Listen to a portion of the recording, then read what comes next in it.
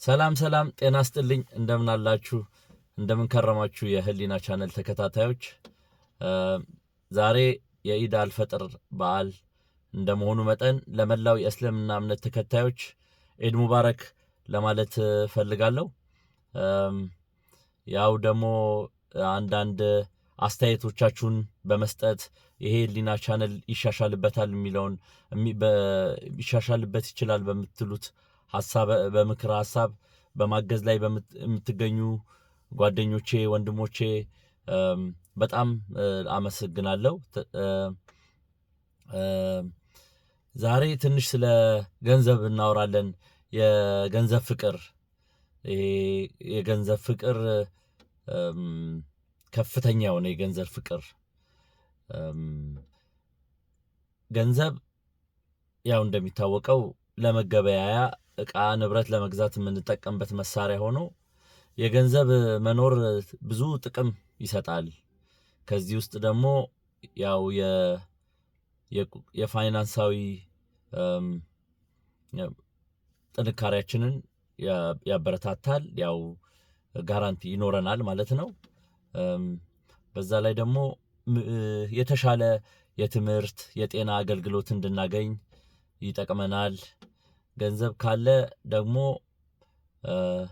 ህብረተሰቡ ላይም ተጽዕኖ ለመፍጠር እንዲሁ ግብረሰናይ የሆኑ ተግባራቶችን ለመፈጸም አቅም ያጎለብትልናል እና ገንዘብ በጣሙን ጠቃሚ ነገር ነው ብዬ አምናለሁ። ግን ይሄ ማለት ገንዘብ ሁሉም ነገር ነው ማለት አይደለም። ገንዘብ ካለ በሰማይ መንገድ አለ የሚለውም ነገር ትክክል አይመስለኝም። ገንዘብ የህይወት ደስታን ሙሉነትን ይሰጣልም ብዬ አላምርም።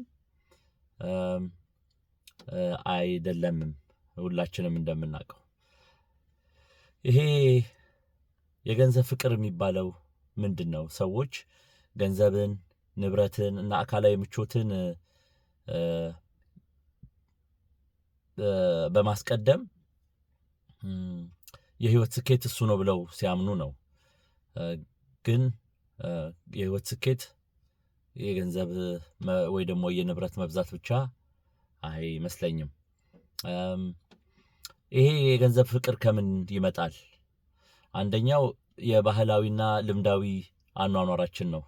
ያው እንደሚታወቀው እኛ ስናድግ ገንዘብ የሌለው ሰው ደሃ ተብሎ ይፈረጅና የሆነ ዝቅተኛ ኑሮ ደረጃ ያለው ከሰው በታች እንዲታሰብ ተደርጎ ነው የተቀረጸው። በዛ ላይ ደግሞ ሰርግ ወይ ደግሞ ትዳር ሰው ሲጠይቅ ራሱ ምን ያህል ገንዘብ አለው ይሄው በፊልሞቻችን በምናምንም እንደምናየው ምን ያህል ገንዘብ አለው ምናምን ተብሎ ነው እንጂ ሰውነቱ ማነው ምንድነው ተብሎ አይደለም የሚጠየቀው። አሁን ደግሞ ይባስ ብሎ ሀዘኖቻችንም ትንሽ ቅጥ ያጣ ይመስላል በቡፌ በምናምን የሀብት እንትን እና እንደዚህ አይነት ነገሮች ወጣቱን ትውልድ ወይ ደግሞ ብዙ ያልበሰለውን ልናስተምረውና በጎ መንገድ ልናስያዘው የሚገባን የገንዘብ ፍቅር እናስይዘዋለን። እኛም እንደዛ ብዙ ተጽዕኖ አድርጎብናል ይመስለኛል አሁን ለምንኖረው ኑሮ ማለት ነው። ሁለተኛው ደግሞ በዚህ ጊዜ ያለው ይሄ ሶሻል ሚዲያ እና የማስታወቂያዎቻችን ነገር ሶሻል ሚዲያዎቻችን ስቱዲዮዎቻችን ምን ይመስላሉ? ኢትዮጵያ ውስጥ ነው አሜሪካ ውስጥ ነው ወይ ምናምን እስከ በሚያስብል ደረጃ በጣሙን የሆነ በጣም ሰው በቃ የእውነት ኑሮዎች እንደዛ ነው ብሎ የሆነ ያስጠይቃል። እና ይሄ ነገር ብዙ የሰው የፍቅር የገንዘብ ፍቅር እንዲያድርበት ያደርጋሉ። በዛ ላይ አድቨርታይዝመንቱ ደግሞ አሁን በዚህ ጊዜ የሴልፎኑ ብዛቱ በየአይነቱ ሰው ደግሞ ሁሉንም ነገር ለማግኘት ለመቀራመት እንዲመሯሯጡ የገንዘብ ፍቅር ሁሉም ሰው ላይ እንዲመጣ ያደርጋል። ሶስተኛው ያው የስነ ልቦና ሁኔታ ነው። አንዳንድ ሰው በጣም ራሱን ዝቅ አድርጎ ከሰው የሚያስብ ከሆነ ወይም የሆኑ ጎዶሎዎች አሉኝ ብሎ የሆነ ኢንሴኩሪቲዎች ሲሰማው በገንዘብ ለመሸፈን ጥረት ያደርጋል። እናም በታየበት ቦታ በሞላ አለባበሱ ነው፣ ወርቁ ነው፣ ሽቶ ነው፣ ስለ ፈረንሳይ ነው ወሬው ጨዋታው፣ በየሄደበት በየጨፈራ ቤቱ ገንዘብ መበተን ነው። እንደዚህ አይነት ነገር ደግሞ አይ ዶንት ኖ እኔ አሁን የተስፋፋና በጣም እየበዛ ሄደና ቅጥ ያጣ ይመስላል። እንዲህ እያዩን እንደዚህ አይነት ነገሮችን እየተመለከቱ ደግሞ ማድረግ ደግሞ ምን ገንዘብ በቃ ያለሱ ያለ ነገርም ህይወት ያለም እንደማይመስል ሌላኛውን የህይወት ገጽታ ላለማየት ይጋርደናል። ጤንነትን በተመለከተ ቤተሰብን ምናምን በተመለከተ የለም እነሱ ነገሮች ግምት ውስጥ እንዳይገቡ ያደርጋል ማለት ነው። ይሄ የገንዘብ ፍቅር ምን አይነት ተጽዕኖች ያሳድርብናል እንደ ሰው ብለን ካሰብን እኛንም በአካባቢያችን ያሉ ሰዎችንም ደግሞ ደስታን ያሳጣል። ሰግብግብ ከሆን ከቤተሰቦች ጋር ወይ ከጓደኞች ጋር ተካፍለ ማትበላ ከሆነ መቃቃርን ምናምን ያስከትላል። በዛ ላይ ደግሞ ገንዘብ ለመቀራመት ደግሞ ብዙ የተለያዩ ቦታዎች ስራ 2 3 4 ስራ በመስራት ሌላ ዋጋ ያላቸውን ልጆችን ምናምን ብዙ አለማየት፣ ይሄን ኮኔክሽን ሌላ ሰው እንዲያሳድግልህ አንተ የወለድካቸውን ልጆች በሞግዚት ወይ በሰራተኛ ሌላ ሰው እንዲያሳድግልህ በመስጠት ኮኔክሽኑ እንዲቋረጥ የእናት የቤተሰብና የአባት ግንኙነት እንዲጎዳ ያደርጋል እና በዚህ ደስታን ይቀማል።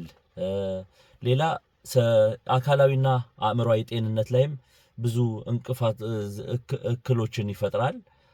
ሳይንቲስቶችም እንደሚሉት የጨጓራ በሽታ ነው፣ ዲፕሬሽን ነው፣ አንዛይቲ ነው ምናምን።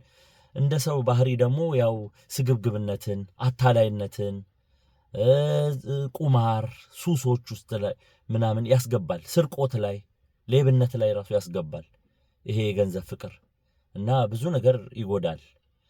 እንዴት ብሎ ታዲያ ማከም ይቻላል ነው ይሄ ነገር። ያው አንድ ስግብግብነትን መቀነስ ነው። የምናጠፋው ነገሮች ደግሞ በልክ የምንጠቀምባቸውን ነገሮች ብቻ ነው። አንድ ሰው 50 60 ጫማ ቢኖረው ምን ትርጉም አለው? የፈለገ የተንጣለለ ቤት ቢኖረው ቤት ውስጥ ህይወት ከሌለው ኑሮ ትርጉም ከሌለው ምንድነው ያን ያህል ንብረት መሰብሰብ? የሌላውንስ ሰው ደግሞ መቀማት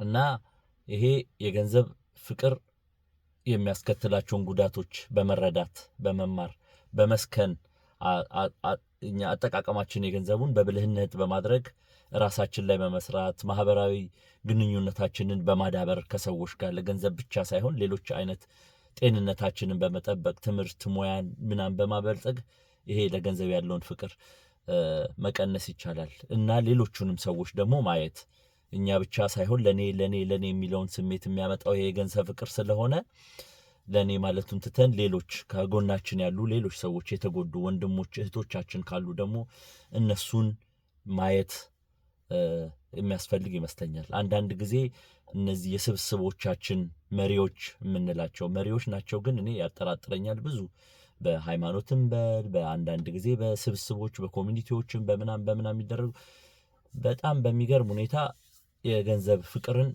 ራሳቸው ላይም ይታያል። እነሱም ሲያዳሉ እናያለን። ያው ካደግንበትም ሀብታምና ለድሃ አንድ አይነት ተስካር አንድ ቄሱ ላይ ደርሱ ይችላሉ።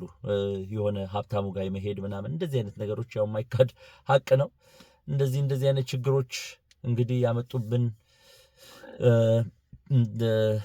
የገንዘብ ፍቅር በሽታዎች እንዲሻለን ያው የማህበረሰቦቻችን መሪዎች ደግሞ አስተዋጽኦአቸውን እንዲያበረክቱ ሌላኛውን ለሰው የመራራት ማህበረሰባዊ ግንኙነቶች ማጠናከር የመሳሰሉት ነገሮች ላይ በመስራት የተሻለች ዓለምን እንድንፈጥር በዚህ አጋጣሚ ጥሬን አቀርባለሁ።